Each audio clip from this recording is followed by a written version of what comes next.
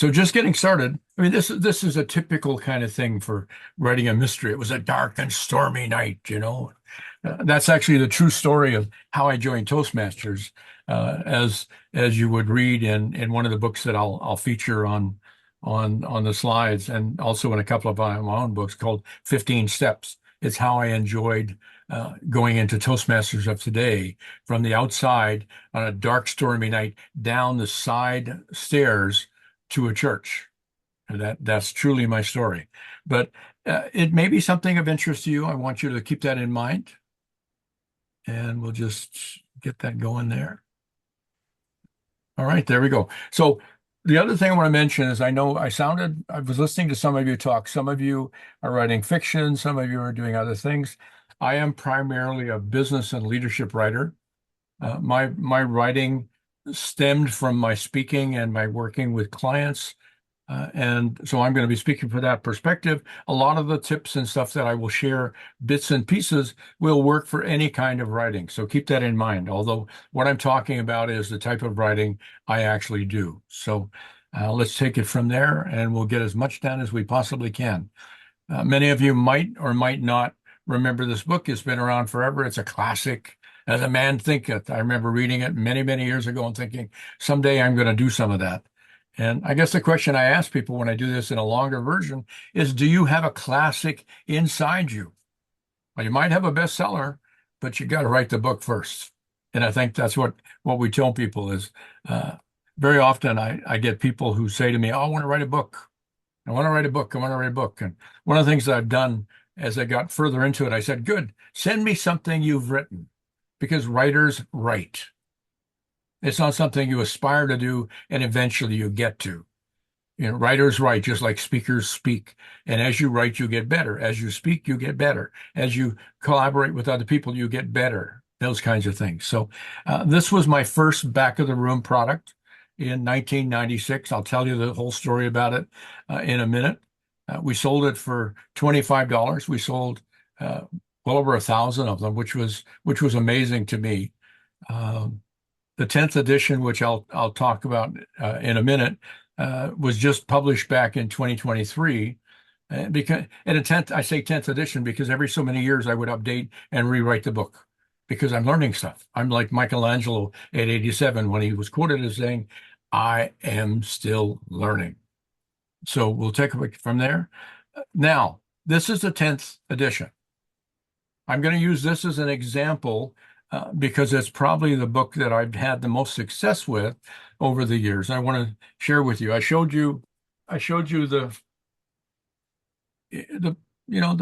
this one. Now, I got to tell you how this started. When I was starting to speak and do things, two things happen at a very similar time zone. And sometimes that's what happens when ideas come together. I would be out speaking at various groups and doing things. And when I started, I was speaking at Rotaries and other places to get started and get some feedback and get some exposure. And people would ask me, well, do you have a book? And I'd say no. And eventually I changed the answer and I said, why? Would you buy one? And they started saying, yes, if you had a book, I'd buy a book. Now, at the same time, I had been doing a course, and I'm going to see if I can find it. Yeah. I was doing a course at Langara College. It's probably the boringest course I've ever done. I made it interesting, but it was something they needed. And it was called Learn to Listen. It was about listening skills. And when I went in to talk to the dean, she said, by the way, do you have a pamphlet or some notes or a workbook? And I said, yeah, I have one. And she said, well, if you give us the masters, we'll print it for you, and we can only pay you $15 per student for each manual. And a light bulb went off for me at that moment. I thought, my goodness, I usually would print them myself and take them. So you're going to print it. You're going to pay me $15 per book. And I thought, oh, there's value in what I've been giving away for free. So those two things happened about the same time. So I started with, like I say, I started with this. The first one was actually single-sided because I didn't have that much to say. I had about 68 pages. And it evolved over the years up to about 2012. In 2012, I got involved in what is now really popular. It's called print on demand. And here came number 7. We took the same idea, took it to a different format, and I created it and sold it. So, oh, by the way, this is the shorter version of the Learn to Listen program that I did from the book. I tend to repurpose and take something I've created, and because I like it in a book format, I said, okay, let me take the notes and turn it into a mini book and have it available so people can buy it. And people buy these little books for $9.95, amazingly enough.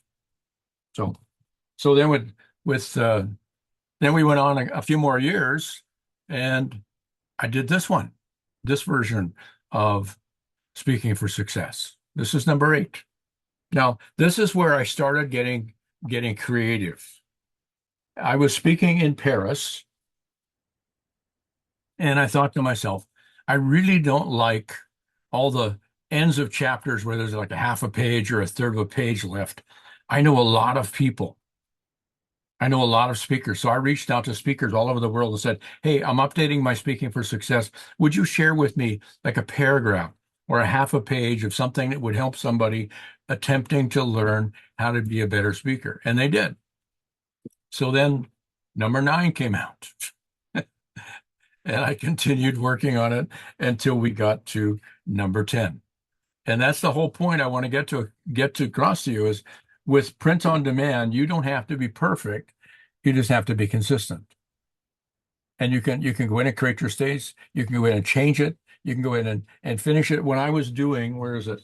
When I was doing this, the first 6 editions, I would very often, I would just print out all the chapters because they were individually done as chapters, not running over.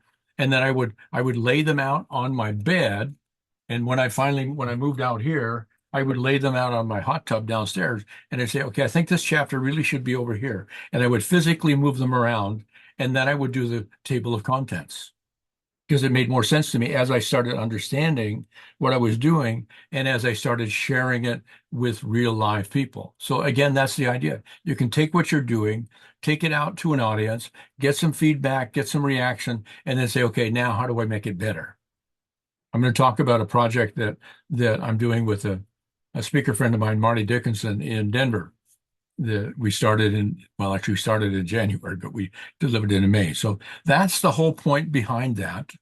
This is the particular program, one of the programs that I do literally all around the world for Toastmasters.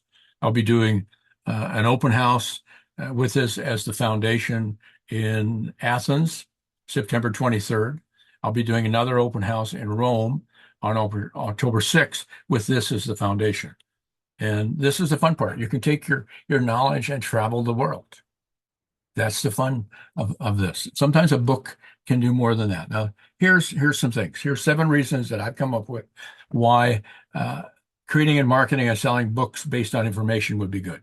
Now, you can take some of this if you're writing poetry or other types of books and still use it to get it across. But from my perspective, one of the reasons of doing this is it establishes credibility and expertise. You can say, well, you say, what do you know about sales? And you can say, well, I wrote 2 books on sales, or I wrote the book on how to be a good speaker, or I wrote the book about this.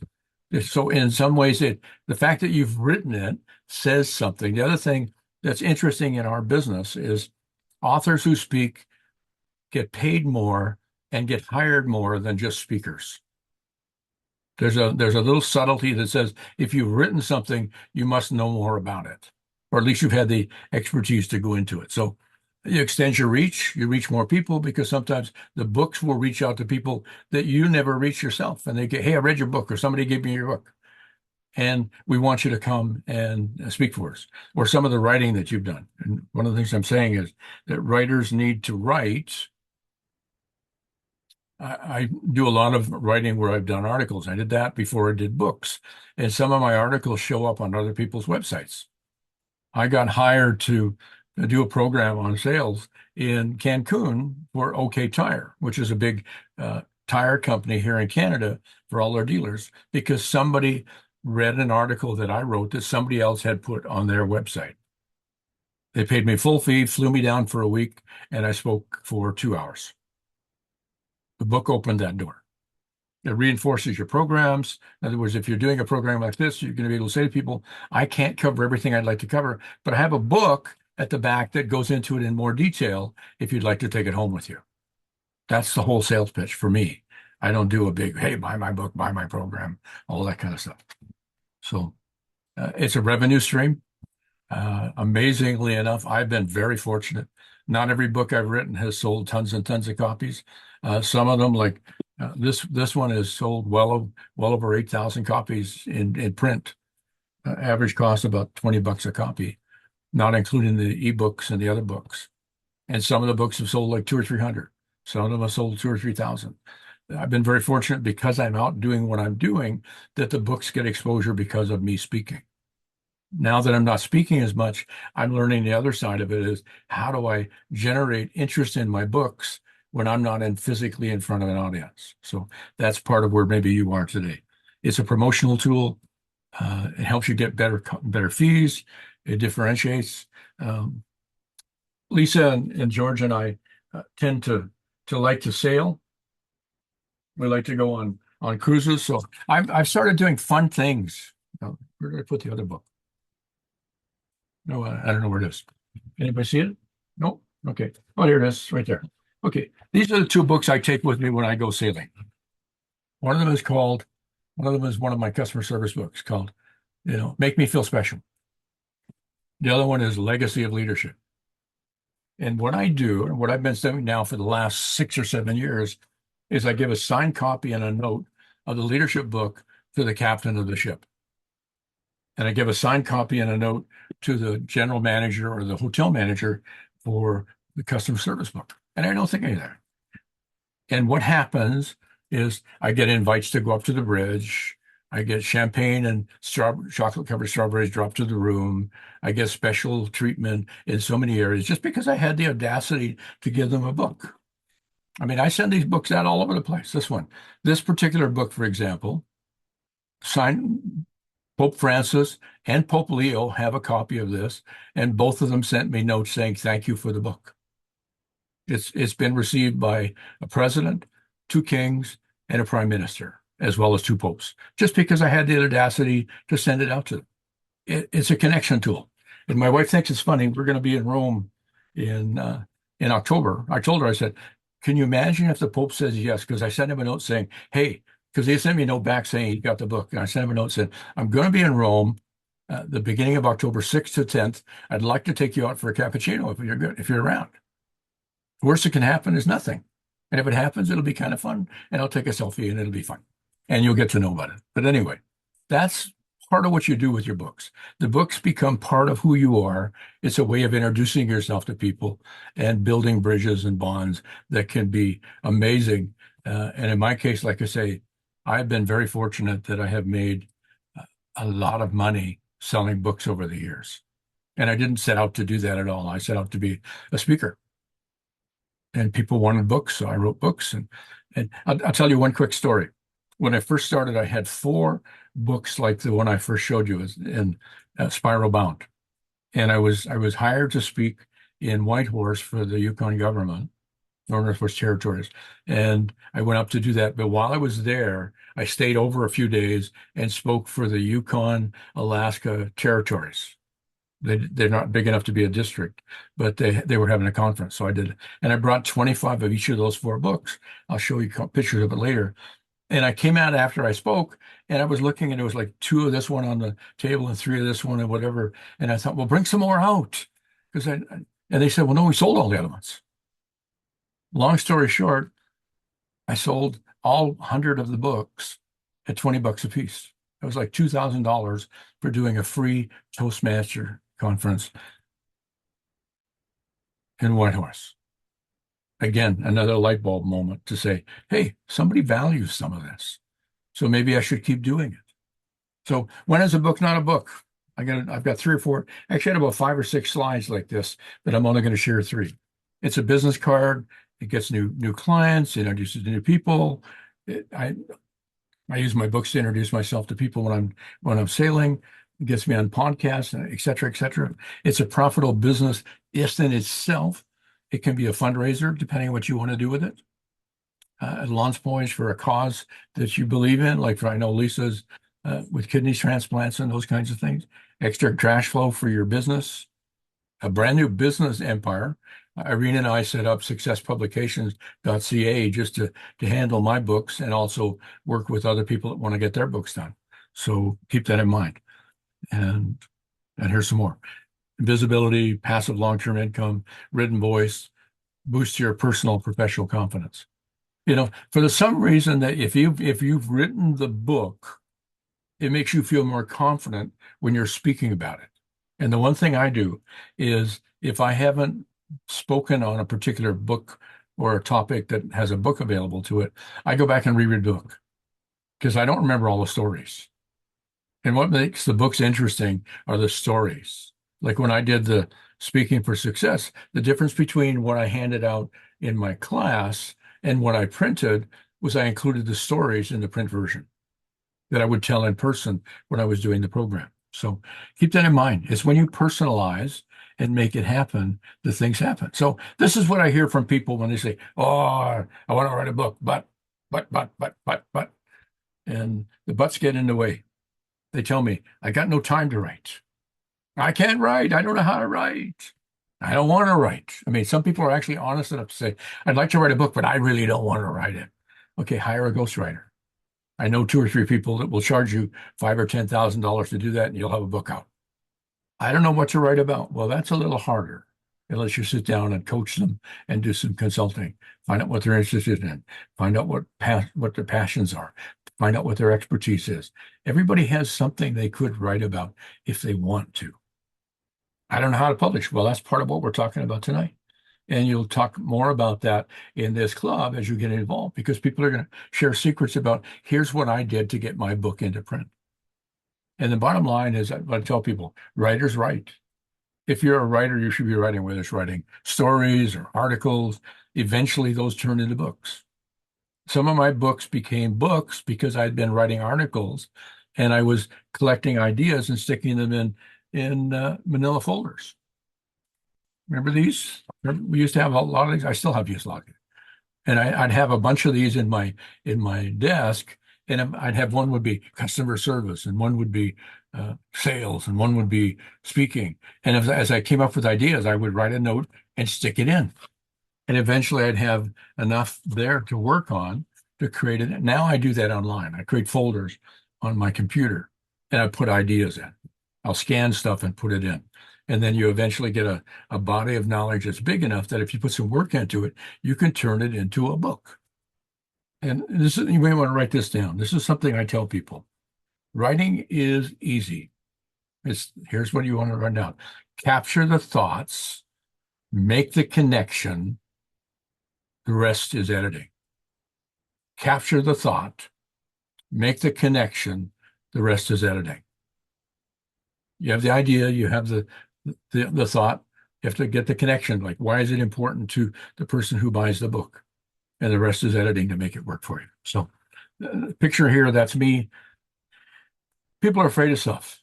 I'm afraid of heights. I didn't date tall women for a long time because I was afraid of heights. This is me rappelling down the outside of a 28-story hotel in Edmonton in support of Easter seals. This is a guy who's afraid of heights. They asked me to come and speak at their event, and I thought, how can I possibly come and speak to them because they've all done this if I haven't done this? So I went and did the same training that everybody else did and came down 28 stories so I could talk about dealing with the fear and moving forward. And that's what happens with us when we want to write. We got fear. We have fear, but you got to start. If you start writing, it's just sit down with a blank page or a blank screen and write something, even if it's gobbledygook. Especially I love moving from my first writing was all done on in fact, my first two books that I did in my first marriage were done with a electric typewriter because I could get different fonts and make it interesting before we printed it. But moving to a computer allowed me to brain dump and then go back and edit or say, that doesn't even make any sense, or that makes more sense going over here. But the important thing is capturing it. We always say, "Oh, I'll remember." Have you ever had that when you're in bed? You go, "I'll remember that." And in the morning, you don't remember that. So same thing if you're working with something that has to do with your passion you want to talk about and get out of your heart and get into the world. Write it down. Write it down, my friends, please. Here's some things you want to keep in mind. I was thinking about this the other day. Why are you writing this book or making this product? Why? There's a lot of reasons for doing it. All of them are good. Maybe it's your ego. Maybe it's you have a drive to share your expertise or your passion or whatever. You really want to help people.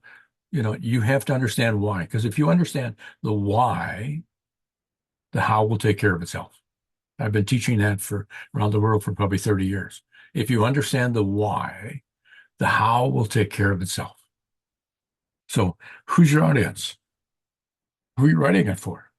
If you need be, even visualize a person saying, I'm writing this for Susan. She's 35 years old. She's working in business. She's doing this, da, da, da, da, whatever. Create some personas that's the person that you believe is going to buy your book and read your book. And then you write for them. Think about it from them, from their perspective. Explore the different formats and styles. Find one that works for you. I'm going to show you a few different ones tonight very quickly that you can work with. You can start easily with some of the ones like I did when I first started before we had print on demand. And in some cases, you can do it where you can work with a budget. When I first started, they didn't have print on demand. And if you wanted to do a short run, like for example, with Friesens out of Winnipeg or some of the other people, a short run was 1,000 books. And in those days, it was about $7 a book. So in other words, to write a book, you were invested about $7,000 plus all the editing and the formatting before you got into it. And I know lots of people that did that still have 895 books sitting in their garage. They're now outdated and they can't even give it away other than for recycle. So keep that in mind. Promotional tips, we'll talk a little bit about that, but I think one of the things you can do is promote the book as you're writing it. Here's one little tip for you.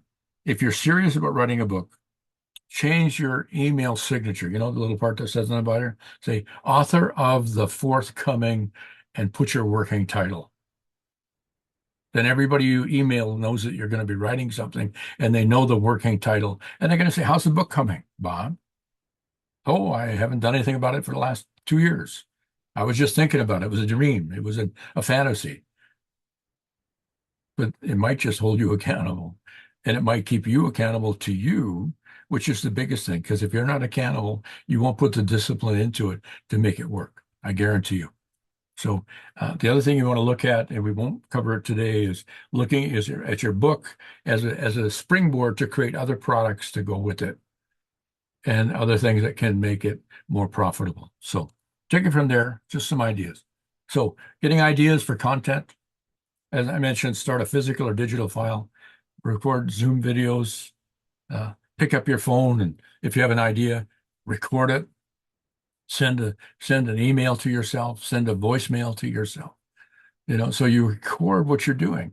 Just sit there. I just had an idea for my forthcoming book on blah, blah, blah, and here it is. And take a look at it later.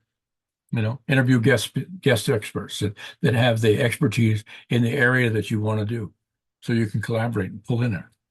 Carry a notebook and jot things, jot notes. Start a file with a future title. When I started, I had, like I said, I had 6 or 7 ideas that I wanted to write about. I started with the speaking for success, but I also went into customer service and leadership and sale and creativity and some of the major books that I've done. Email signature, we talked about, cooperate with other writers. Now, the other thing you can do is look for things that you've done. I showed you these two. For years, for about 10 years, I had an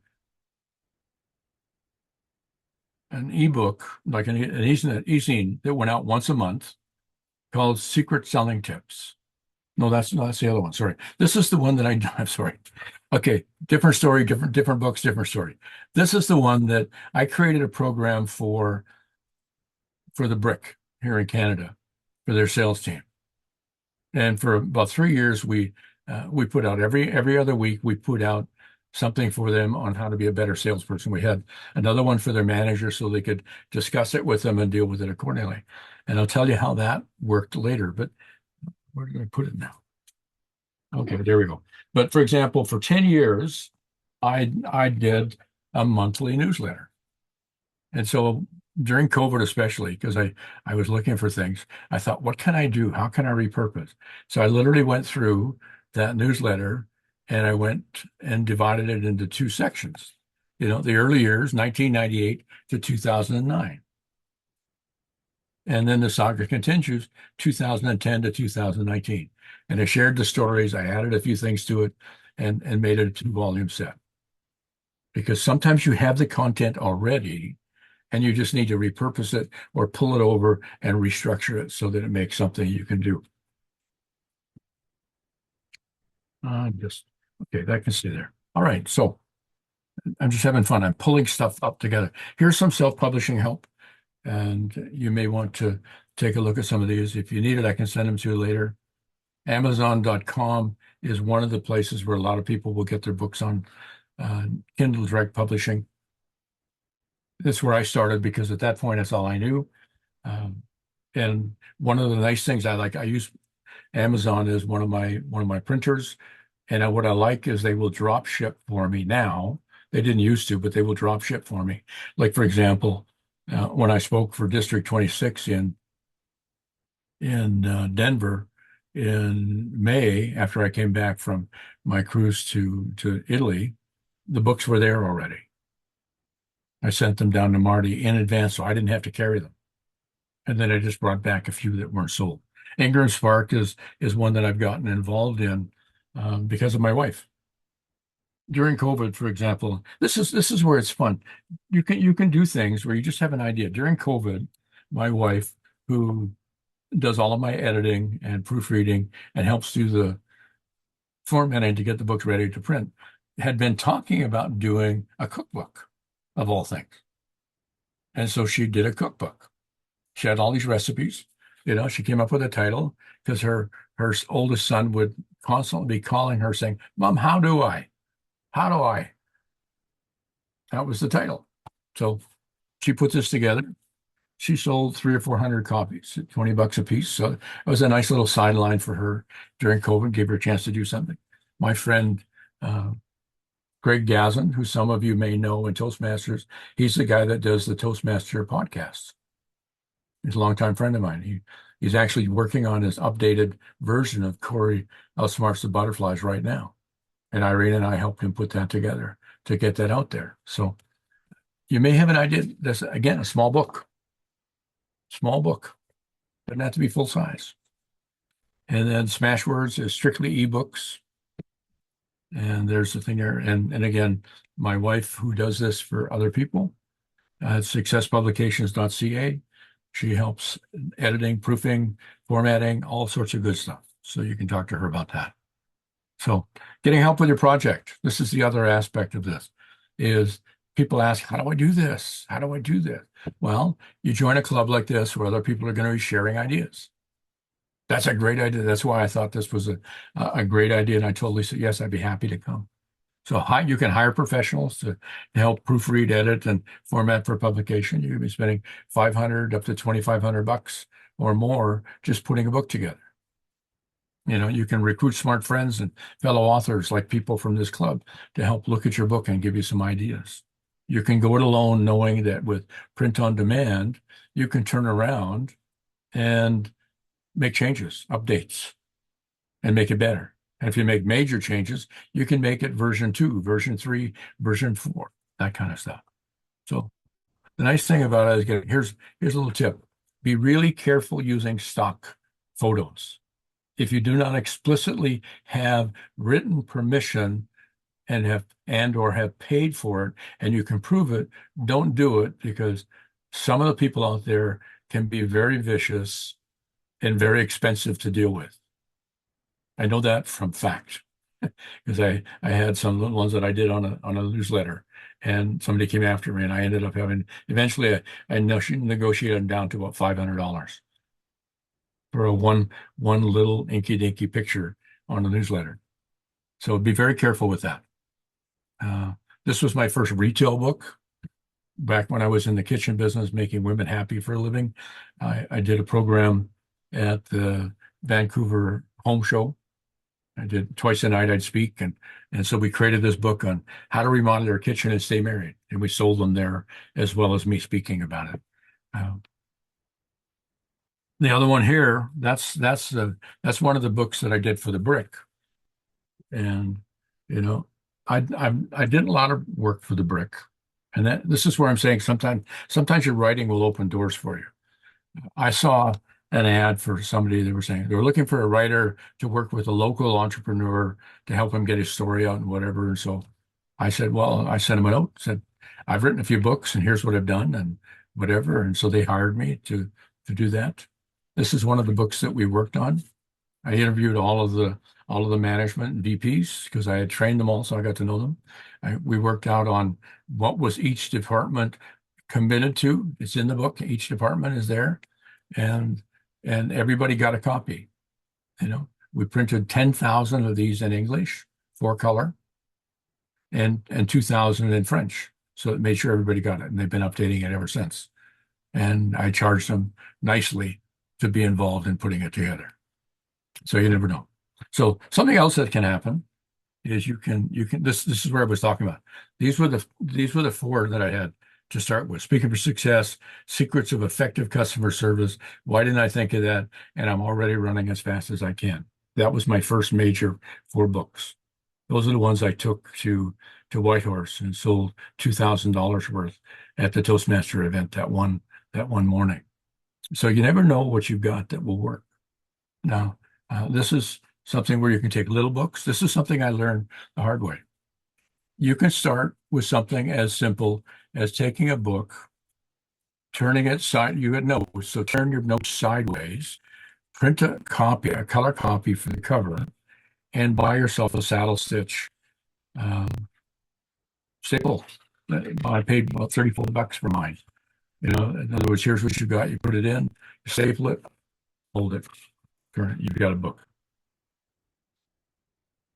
And I do that quite a lot, or used to do that quite a lot when I was doing a program in town, because a program with a book was much more valuable than just Bob giving a program, because they had something to take home. It was actual hold it in your hands value, which made it value added.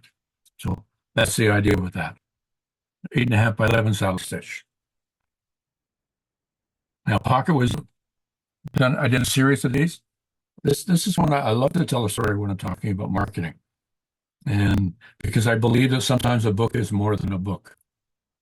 Again, with the brick, Kim Yost, who was at that time the president, phoned me up after we had started the Secret Selling Tips, said, Bob, I want you to buy a ticket and come to Seattle, not to Seattle, to Chicago. And I said, why? He said, there's 10 companies like the brick that get together 3 times a year, and we share best ideas. And he said, you're the best idea this year.